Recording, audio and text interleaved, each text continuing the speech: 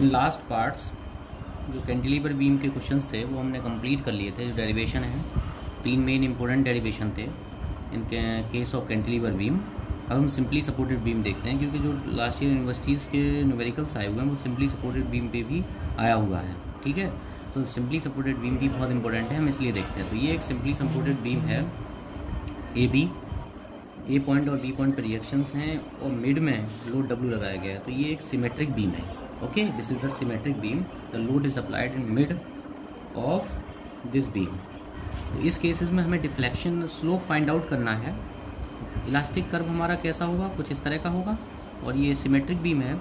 हमें slope find out करना है at point A, theta A हमें निकालना है, at point B theta B निकालना है, और मैक्सिमम डिफ्लेक्शन निकालना है। तो आप ध्यान रखें, जब बीम सिमेट्रिक है तो मैक्सिमम डिफ्लेक्शन जो है मिड पॉइंट पे होगा, x बराबर L/2 पर।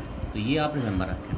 तो इसमें मैंने सबसे पहले बताया कि आप रिएक्शंस फाइंड आउट करें। अगर बीम सिमेट्रिक है तो लोड जो है दोनों रिएक्शन पे हाफ हाफ डिवाइड हो जाएगा। तो RA/RB आपका कितना हो गया, W/2। मैंने यहाँ से ए पॉइंट से एक x डिस्टेंस पे एक सेक्शन ले लिया। ओके, तो यहाँ बेंडिंग मोमेंट निकाला, तो ये क्लॉकवाइज रोटेट करेगा तो पॉजिटिव रहेगा। हम लेफ्ट से मूव कर रहे हैं इधर से, तो mx equal to W/2 into X.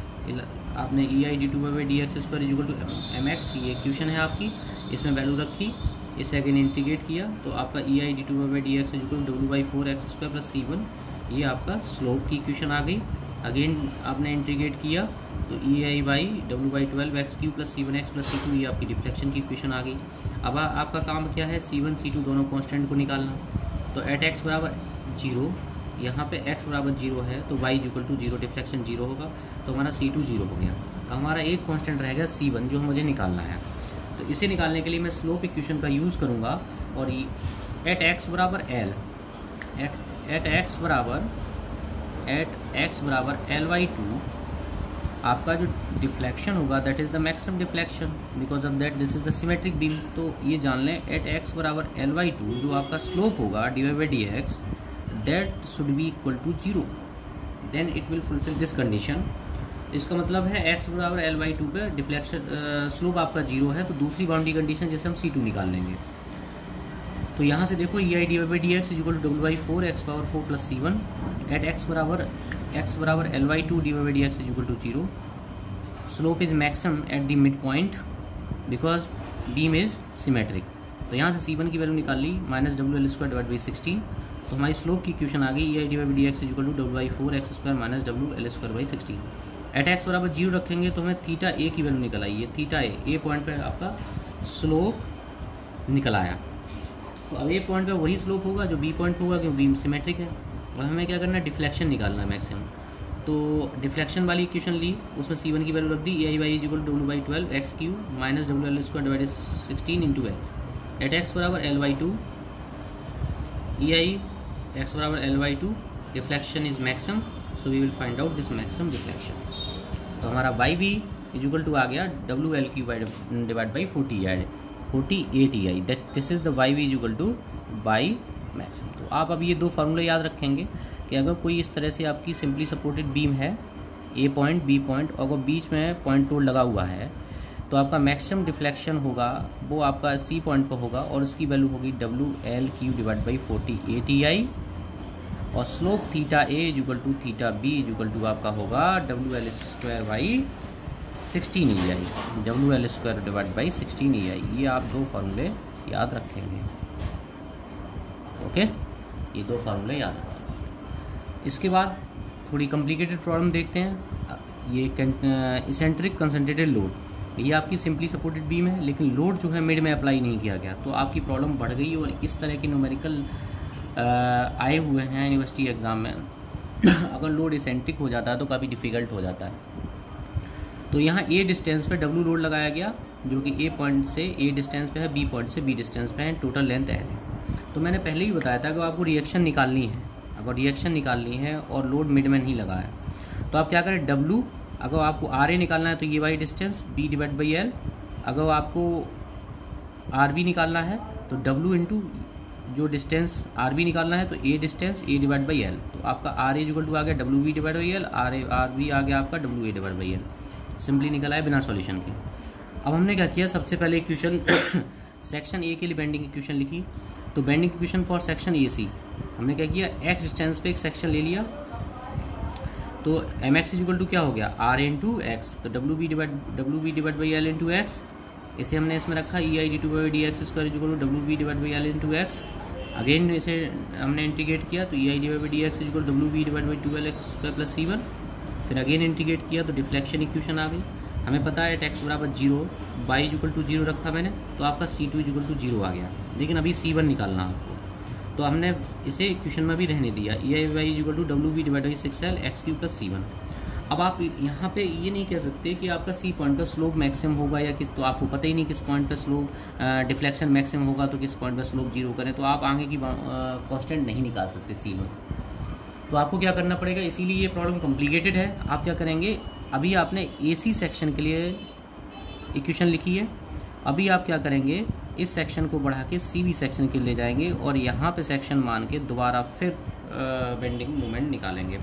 तो bending equation for section CB M x is equal to क्या हो गया, W B divide by L into x, same चीज़ W B divide by L into x minus W कैसा rotate करेगा anti clockwise, minus W यहाँ से यहाँ तक डिस्टेंस ए है और यहाँ से आता एक्स है, तो ये डिस्टेंस कितनी बची X minus A, minus W X minus A. इसके बाद हम इसकी डिफ्लेक्शन इक्वेशन देखेंगे, E I D two by D X equal to W B divide by L X into x minus W X minus A, integrate किया E I D two by D X W B divide by 2l X square minus W X minus A का whole square divide by 2 plus C3। यहाँ ध्यान रखें, यहाँ पे अलग अलग ये नहीं कह सकते और ना अलग से इनका इंटीग्रेशन होगा कि डब्ल्यू एक्स स्क्वायर डिवाइड 2 कर दें plus A W A x कर दें, नहीं, साथ ही साथ रहेगा ब्रैकेट के अंदर minus W X minus A का whole square divide by 2 plus C3।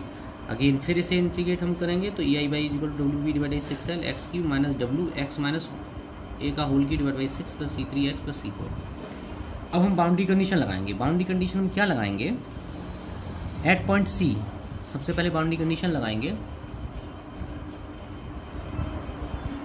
Now slope eight point C same for both section, दोनों ही सेक्शन के लिए क्या होगा, सेक्शन AC के लिए सेक्शन CB के लिए दोनों ही सेक्शन के लिए C पॉइंट पर स्लोप क्या रहेगा 0 रहेगा।